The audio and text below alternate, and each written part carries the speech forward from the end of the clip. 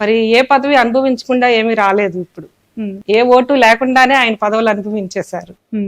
ఇంకా చిన్న చిన్న పదాలు అవుతాయండి ఇవన్నీ, సింపతి ఇవన్నీ మేబీ వాళ్ళకి ఆర్థికంగా గాని సామాజికంగా గాని మెరుగ్గానే ఉన్నారు, వాళ్ళకి సింపతి అనే మాటలు సూట్ అవ్వని మంగళగిరి నియోజకవర్గ ప్రజలు కూడా అనుకుంటున్నారు. ఓకే, లావణ్య గారు ఎప్పుడైనా అనిపించిందా గెలిస్తే కేబినెట్ లో మంత్రిగా ఉంటానేమో? నేనైతే ఎక్స్పెక్ట్ చేయట్లేదండి. నాకైతే ప్రామిసులు కానీ ఏమీ చేయలేదు. ఎందుకంటే మా నాయకులు కార్యకర్తలు గెలిస్తే మంత్రి వస్తుందమ్మా అని చెప్తున్నారు కానీ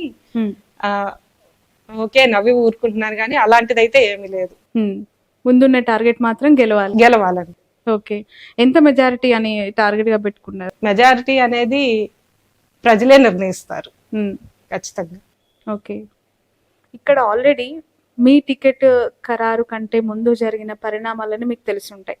ఒకవైపు ఆళ్ల రామకృష్ణారెడ్డి గారు చాలా స్తబ్దుగా ఉన్నారు, తర్వాత కాంగ్రెస్ లోకి వెళ్ళడం, గంజి గారు తెరపైకి రావటం, మళ్ళీ ఆళ్ల గారు రివర్స్ రావటం, ఇవన్నీ చూసారు కదా. ఆ ఇష్యూస్ అన్ని మీకు ఏమైనా ఇబ్బందులకి గురి చేస్తాయని అనుకున్నారా? ఇప్పుడు స్టెబిలైజ్ అయిపోయిందండి. అందరూ గ్రూప్స్ కూడా లేవు మా పార్టీలో. జనరల్ గా 2-3 గ్రూపులు వర్గాల్లాగా ఉంటాయి. ఇప్పుడు మాలో బాగా యూనిటీ వచ్చేసేసింది. ఇప్పుడు వచ్చింది. ఇప్పుడు అంటే మీరు అన్నారు కదా ఇంతకు ముందు కొంచెం 2-3 ఇష్యూస్ చిన్న చిన్న మైనర్ ఇష్యూస్ ఉన్నా గానీ అవి ఇప్పుడంతా స్టెబిలైజ్ అయిపోయినాయి. అందరూ వాళ్ళే ప్రోత్సాహంగా నన్ను ముందుకు తీసుకెళ్తున్నారు. అందరూ కలిసి నన్ను గెలిపించాలని గట్టిగా నమ్ముతున్నారు. నేను కూడా ఖచ్చితంగా గెలుస్తాను. రైట్, ఆళ్ల రామకృష్ణారెడ్డి గారు మీకు అన్ని విధాలుగా అండగా ఉండి ఖచ్చితంగా గెలిపించి అసెంబ్లీలో అడుగు పెడతాను అని చెప్పి ఆయన సవాల్ చేశారు. లోకేష్ అసలు అసెంబ్లీకి కూడా రాకుండా అడ్డుకుంటాను, నేనే గెలుస్తాను అంటున్నారు. ఎలా చూడాలి ఈ 2 కాంట్రవర్షియల్ కమెంట్స్ ని? ఇప్పుడు ఇద్దరం ప్రచారం చేస్తామండి, ఇద్దరం ప్రజల్లోకి వెళ్తాము. అయితే వాళ్ళ ప్రచారం నచ్చితే వాళ్ళకి ఓట్లు వేస్తారు, మా ప్రచారం నచ్చితే మాకు ఓటింగ్ వేస్తారు. అంటే మేము అప్రోచ్ అయ్యే విధానం అనమాట. ఏది ప్రజలకి దగ్గరగా వెళ్ళి అందుబాటులో ఉంటారా వీళ్ళు క్యాండిడేట్ అనేవాళ్ళు, మనకి ఏ సమస్య వచ్చినా మనం డైరెక్ట్ గా వెళ్ళి పరిష్కరించుకోగలుగుతామా, వీళ్ళు ఓటింగ్ కైనా కనీసం మా దాకా రాగలిగారా ఓటు అడగటానికైనా, అవన్నీ కూడా ఆలోచించుకొని వాళ్ళు ఓటు వేస్తారు. అది మాకే పడుతుందని మేము భావిస్తున్నాం. ఓకే, అంటే ఇప్పుడు టీడీపీ ఒక్కటే కాదు కదా, 3 పార్టీలు కలుపుకొని వస్తూ ఉన్న ఎలక్షన్ ఇది, ఏమైనా భయం వేస్తుందా? టఫ్ ఉంటదేమో నాకు అని? లేదండి, ఎందుకంటే మాకు గ్రౌండ్ వర్క్ గా కొంచెం ఫ్యామిలీ మెంబర్స్ సపోర్ట్ కొండంత ఉందనే చెప్పుకోవచ్చు. పెద్ద ఫ్యామిలీ మాది కూడా, మా మావయ్య గారు కానీ మా అమ్మగారు కానివ్వండి, ఆర్కే గారు కానివ్వండి, అలాగే బలమైన కార్యకర్తలు నాయకులు ఇంకా ప్రజలు కూడా మాతోటే ఉన్నారు. సో అదే మాకు కొండంత అండగా ఉంది. వాళ్ళ నమ్మకం కూడా నేను గెలుస్తానని, నా నమ్మకం కూడా గట్టి నమ్మకం, నేను గెలుస్తాను. ఓకే, తల్లి మనకి ముఖ్య అంటే ప్రథమ గురువు అంటూ ఉంటారు కదా. ఇప్పుడు 2 రకాలుగా, as a mother and as a politician, మీ గురువు మీ మదర్ అనే చెప్తారా ఇప్పుడు? అవును. How she is inspirational to you అంటే ఏం చెప్తారు? తను ఒక మహిళగా ఆ రోజుల్లోనే ప్రాబ్లమ్స్ అన్ని ఫేస్ చేసి ఒక సక్సెస్ఫుల్ పొజిషన్ కి వచ్చింది. సో ఆమెని ఇన్స్పైరింగ్ గా నేను తీసుకొని ఒక అడుగు ముందుకేద్దాం.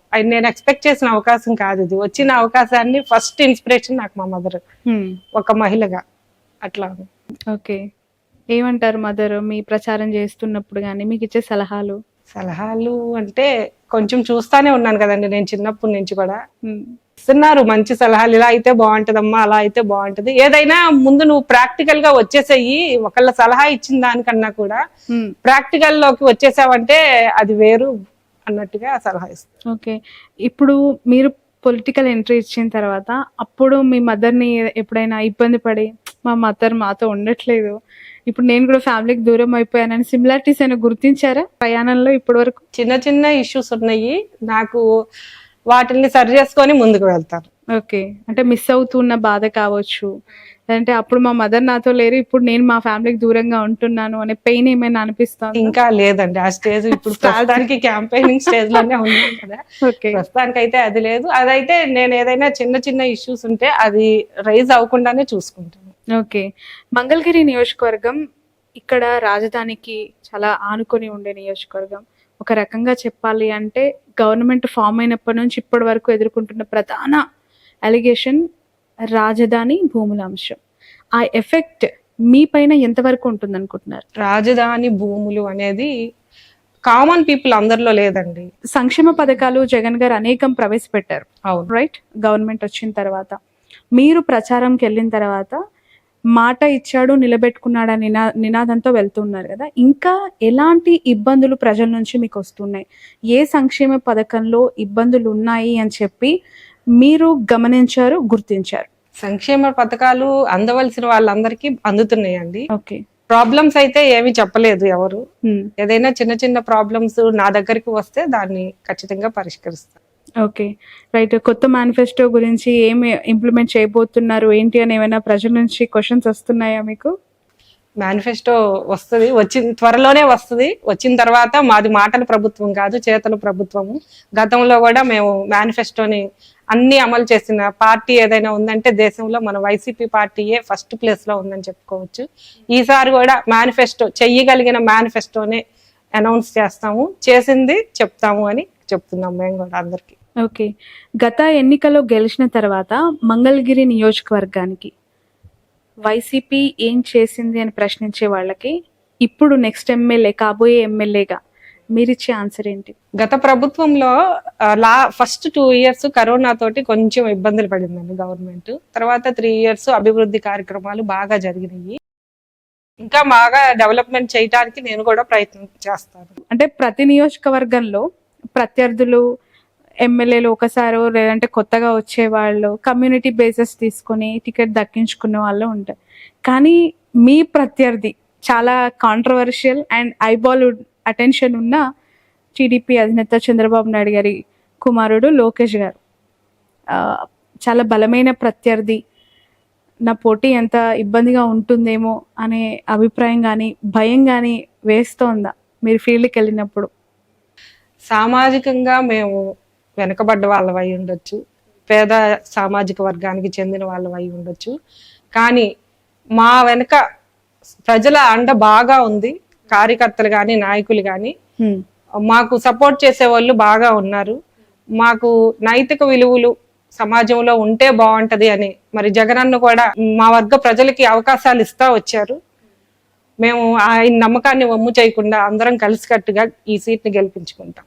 రైట్. మీరేమో సామాన్య మధ్యతరగతి అతి సామాన్య కుటుంబం నుంచి అని చెప్పి చెప్తున్నారు, కానీ ఈ నియోజకవర్గం ఎస్టాబ్లిష్ అయింది most powerful and costliest constituency in the AP అని చెప్పి రకరకాల వార్తలు వస్తూ ఉంటాయి. ఎలా అనిపిస్తోంది? అంటే అవకాశం ఇచ్చారండి, మా నాయకుడు గొప్పతనం అదనమాట. అంటే అంతా అబవ్ కేటగిరీ వాళ్ళకే ఇవ్వాలి అనేది కాకుండా వీళ్ళకి కూడా ఇస్తే వాళ్ళ వర్గంలో ప్రజల సమస్యలు కూడా వాళ్ళు తీర్చుకోగలుగుతారు.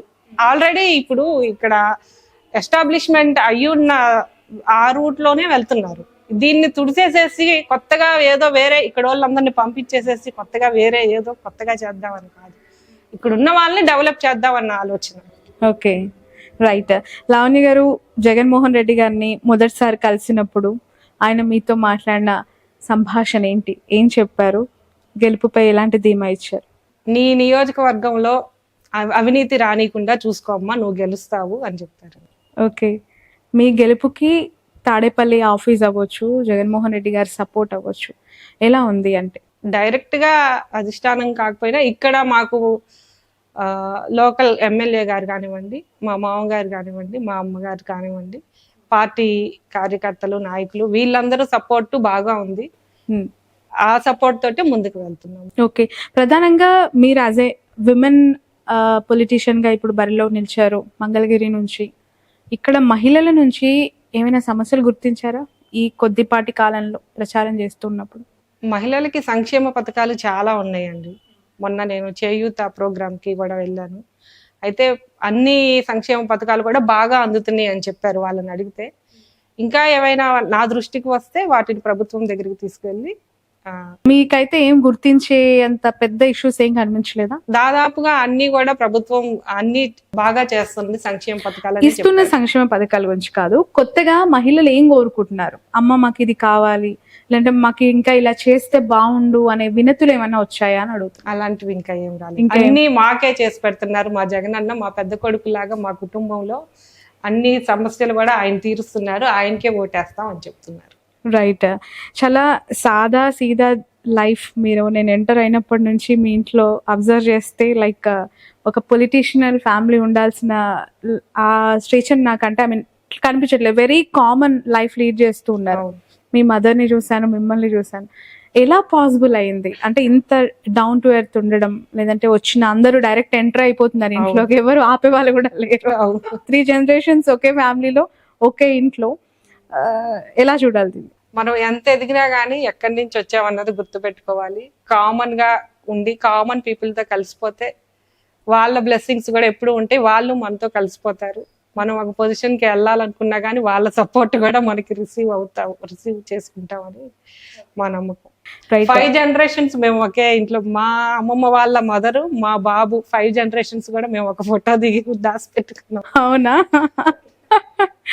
ఓకే, అయితే చాలా పెద్ద ఫ్యామిలీ. అవును, ఇప్పుడు ఫ్యామిలీ అంతా ఇన్వాల్వ్ అవుతుందా మీకు సపోర్టివ్ గా ప్రచారంలో? ఇన్వాల్వ్ అవుతున్నారు. ఓకే, అటు అత్తింటి సైడ్ అంటే ఆబ్వియస్లీ పొలిటికల్ ఫ్యామిలీయే అఫ్ కోర్స్, కానీ మీరు ఫస్ట్ టైం దిగుతూ ఉన్నప్పుడు వాళ్ళు ఇచ్చిన సపోర్ట్ ఎట్లా ఉండింది మీకు? మా కోడలు చేస్తే మాకు కూడా బాగుంటది అని చెప్పి వాళ్ళు కూడా ఎంకరేజ్ చేశారు. ఓకే, నేను ఎట్లా ఉంటది అని నేనే మామూలుగా కామ్గా కూర్చున్నాను అనమాట. అంటే ఎక్స్పెక్ట్ చేయలేదు కదా అని. అయితే మా కోడలు రాజకీయాల్లో ఉందంటే మాకు కూడా మంచిగానే ఉంటది, గొప్పగా ఉంటది, వెళ్ళమని వాళ్ళు కూడా సలహాలు ఇచ్చారు. ఓకే, మీ క్వాలిఫికేషన్ ఏంటి లావణ్య గారు? ఎంఏ చేశాను. ఓకే, ఎక్కడ? నాగార్జున యూనివర్సిటీ. మొత్తం మీ ఎడ్యుకేషన్ అంతా కూడా ఇక్కడే జరిగిందా? మంగళగిరి, గుంటూరు, విజయవాడ చుట్టుపక్కల ప్రాంతాల్లోనే జరిగింది. ఓకే, మీ అమ్మగారు మీకు ఎంత ఏజ్ ఉన్నప్పుడు ఎమ్మెల్యేగా ఉన్నారు? నేను 10th క్లాస్ చదివేటప్పుడు అమ్మ చైర్పర్సన్ గా చేశారండి. Okay okay, right. ఏం చెప్పాలనుకుంటున్నారండి మంగళగిరి ప్రజలకి?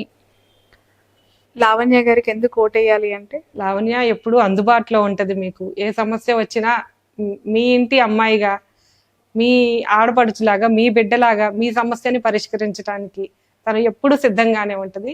మంగళగిరి సమగ్ర అభివృద్ధే లక్ష్యంగా ప్రజలందరూ తన తోబుట్టువులు చేసుకొని ముందుకు సాగుతుంది. మీ సహకారం కూడా నాకు అవసరం.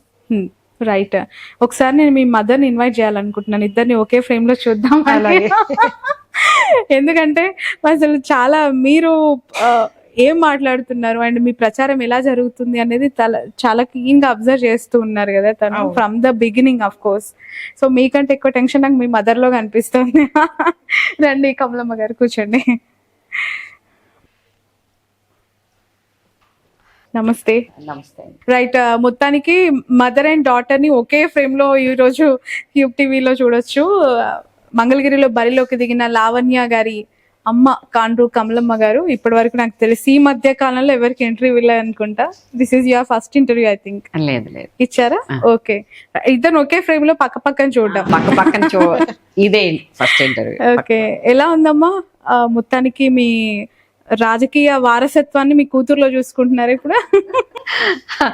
చాలా హ్యాపీగా ఉందండి. మనం చేయడం వేరు, మన పిల్లలు ఎదిగొచ్చి కంటి ముందు తిరుగుతుంటే చాలా హ్యాపీగా.